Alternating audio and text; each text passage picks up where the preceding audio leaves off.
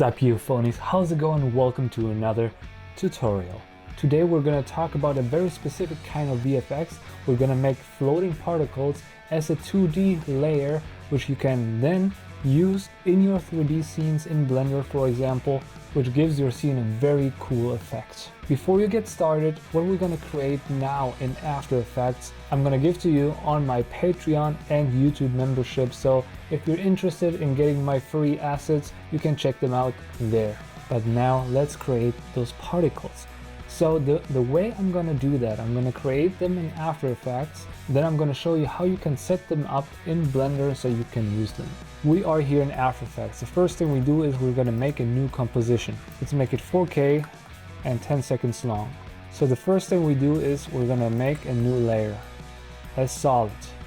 This one we're going to make black. This just going to be our background. We could also set it up that it's going to be with a transparent background, but that would make the file bigger, and we want to keep this file as small as possible to not increase the render time. So we're going to render on the black background. Now we're going to go and layer again, new, another solid, and this one we're going to make white. Now we're going to use the ellipse tool to make a round mask. That's going to be one particle. You can try to center your mask. It's not super important. Now we're going to decrease the particle as small as we need. Let's look at it. I think that's a good size. Let's say 1%. Okay, we're going to be between 1% and 2%. Let's start with 2% scale. Now we need to make this particle move like this. And of course I could do it manually by animating the position, but there is expressions for that. For example, when I hold Alt and click on the position, if you don't know how to get the position out, you just hit P. Select your layer and hit P. Now when I type in wiggle 100, now I can see that the particle is moving and around 100 pixels. The first number means how fast it's moving. The second number means how big is the movement. So when I increase this number by 100, you can see it's moving way faster. But that's not what we want. We want slow movement, so maybe even 0.5, so very slow movement. Let's do 1 instead. You just have to play around until you find a good number. Let's have it move a little more, 0.5, amazing. Now all we have to do is like hold Control D, and now we can move it somewhere else. Control D, move it somewhere else.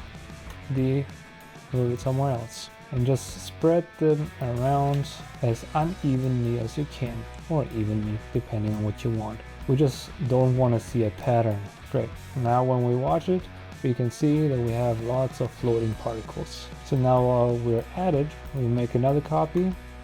That's the one. So we're gonna hit S and decrease the percentage to 1.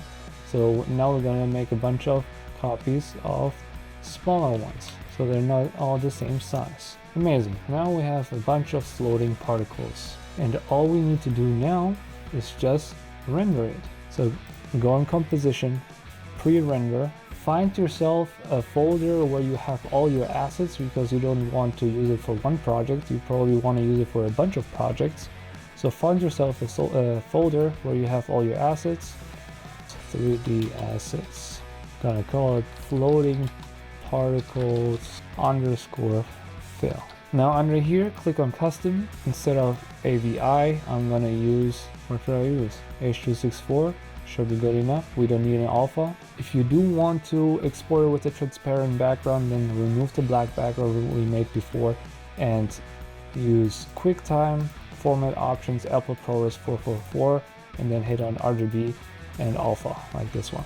But I want to keep this file as small as possible. So hit OK and render. So again, if you don't feel like making your own, you can download this one in my Patreon or my YouTube membership. Now let's move to Blender so I can show you how to set this up. That's what my Blender scene looks like when I started. Yours might look different, but it doesn't really matter. So just hit Shift A, go to Image, and Images is planes. If you don't have that down here, click on Edit, Preferences, Add-ons, type in Images, turn this on, and after that you want to save preferences. Then you can use it too. So again, Shift A, Image, Images as planes. Now it asks you to open an image. So you just open what you just rendered. So remember where you rendered it to. Floating particles fill. So now when you select your Eevee viewport, you can see you have those particles floating around. And that's a great first step. Let's bring it a little closer towards the camera so we can see better. So now if I move my camera through this, it would look pretty cool because I have all those particles floating around. Now the way we want to use those particles is not that they're always visible. You might want that, but probably not, because particles like that, when you see them in real life, it's mostly dust or hair, and you mostly can only see that when they're backlit by a light. So let's just put a light between our character here, Shift A, light, and let's just use a point light to keep things easy. I'm gonna bring it up here, bring it up. We don't see a light here yet, but when I turn on cycles, we can't see through this because we don't have a transparent background. If you did render with a transparent background, you probably could see through that now, but we can't. If I brought my light a little higher or my camera a little lower, we could see, okay, our guy is lit, those particles are not. Now, in order to make those particles visible only for light, we have to adjust the shader. For that, we select our particle plane, and on here on the left, I have it already set up. I click on that and shader editor so you can see those nodes. All these nodes do different things, like I can adjust the color, or I can have the specular if I want to be more reflective. This here on the left is my particle video, what I exported earlier from After Effects. That's what it is, this thing here. So we don't need our principal BSDF. With X you can delete it. Now we don't see anything anymore. If I just plug this in straight into my output, I would again see only the particles without any effects on it. That's what it looks like. Now that's not what we want either, so I'm gonna deselect this. So what we need is a translucency node and a transparency node. We're gonna start with a transparency node. With Shift A, just like with anything else, we can open the transparent node. There we go. And we also need a translucent node. Okay, what those nodes are doing, what we're gonna do is, with the transparent node, we can make everything what is black transparent, okay? With the translucent node, we can adjust that everything what is not transparent is gonna be translucent, our particles. So for that, I hold Control Shift, drag from one to the other, and now it made a new node, the mix shader. So it mixes those two nodes together. Now when I plug the mix shader into the surface, we're still not going to see anything because we still don't do anything with our particles. Now you could think, okay, I want probably my floating particles go into translucency so I can see them. And yes, there would be a way, but no. The right way is, we have our mix shader here and we have a factor. The factor determines how much, this is a percentage from 0 to 100. How much is transparent, is on 0, and how much is translucent. So right now it collects all of the light from the scene. So when I change this color to red, this becomes red because it's translucent. Let's bring it back to white. So you got that, right? So now to use our particles, we just plug in the color of our particles into the mix shader. And that's exactly what we want.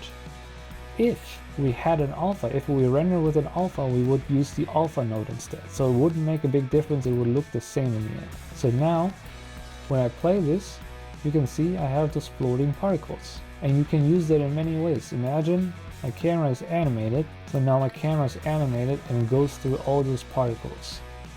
And in a big scene, that would look pretty cool. And now that it's translucent, it's going to take the color of our lights. Let's change this to, let's do pink, because pink is my color. So now you can see those particles are pink. And the way I use that for scenes is, I determine my lights first, then I determine my camera movement, whatever I want, and then I can see where my camera is going through, and then I place all those particles multiple times all over the scene. For example, I have one right in front of the camera. I feel like I can be even a little closer, so I just select my particles here, Alt D, have another one, bring it a little closer to the camera, Alt D, bring it away from the camera so it's more in the background, scale it up though, maybe one right here, scale it up also. And now I have a bunch of different particles spread through 3D space, and that looks pretty dope. To actually animate particles in Blender like this, that would take a lot of computer power, and that way it's way easier. And you might wonder, why is it black now? Isn't it translucent? Because we're rendering in cycles. When we go to our cycles render settings, down here, this is very important. Those, if you haven't seen those yet, those numbers are very important because that determines how many max bounces you have through different things like transparency, volume, transmission, glossy, diffuse. That means through how transparent, through how many layers of transparency can I see. And right now this number is 2. So if I want to see through all of them, I have to increase the number. So those numbers you want to keep as small as possible, but as big as necessary. Whenever you see like there's some black dots somewhere, I don't understand why, that is why. Most likely it's that. So now I have this number on 4, and that is enough. If I decide, okay, I want one more in the background and another one, you can see, okay, I need more bounces again, then I would need to increase this number. But yeah, let's have a different camera movement so you can enjoy the particles in a different way. And also we're gonna have more lights so you can see how they react. I'm gonna stick with the point light, but just have different ones. This one is gonna be right here. Under light settings, I'm just gonna make this blue. And I'm gonna make another one, another point light, bring it over here. And this one is gonna be green. Now you can see I have different colors of particles. Mostly you see the pink ones though, because they're the closest. But if I decide to move the camera through it instead, let's have one more light, point light, let's move it right behind our guy. Turn this up, I have this one yellow. Right now you can see he's getting black again. It could be because we don't have enough bounces. Let's turn this to, let's say 8. There you go. Now the light is actually passing through all those layers. Otherwise the light is just not getting through because we're telling the software, hey, I only have 3 or 4 transparency bounces, so I'm not going to let any light through. Okay, so let's reanimate our camera. I'm going to start, let's say, right here. Let's have a ground also, because then we can see better where our light is. I'm making this walls, so it kind of is like a closed room. I'm going to make all the lights same strength. And I'm going to animate the camera, frame 1, go frame 150, make sure your camera is selected and animate those 2 parameters, linear. So now the camera is gonna go through our scene. Maybe an EV you can see a little better. So now you can see how we're going through all those particles, and it has a very cool 3D dimensional effect. And right now you can see that they're perfectly sharp. I could have fixed that at After Effects, but I would rather have the control here in Blender if I want them sharp or not sharp. In After Effects I could have also given them different shapes, like maybe hair particles or whatever, but spheres are fine. But in order to make them a little more blurry, just select your camera, go to camera settings and turn on depth of field and select your focus object. If you don't know anything about camera settings, you should check out my last tutorial because I made a video about camera settings, and that's very useful. But now that the focus is on my character, you can see that those particles are pretty blurry, and that's what it looks like.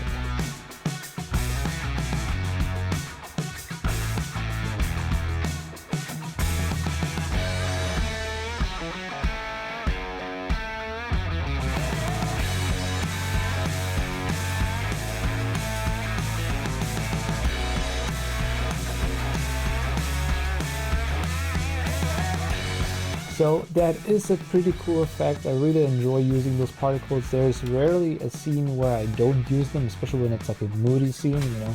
And also if you want to do like an effect like the upside down and Stranger Things, that's how you do it. So again, if you don't feel like making the asset yourself like I did in After Effects, you can just join my Patreon or my YouTube membership and just ask for it and get all my stuff, all my assets I use all the time for free. So I hope that was all clear. If you have any questions, please let me know in the comments below, and see you in the next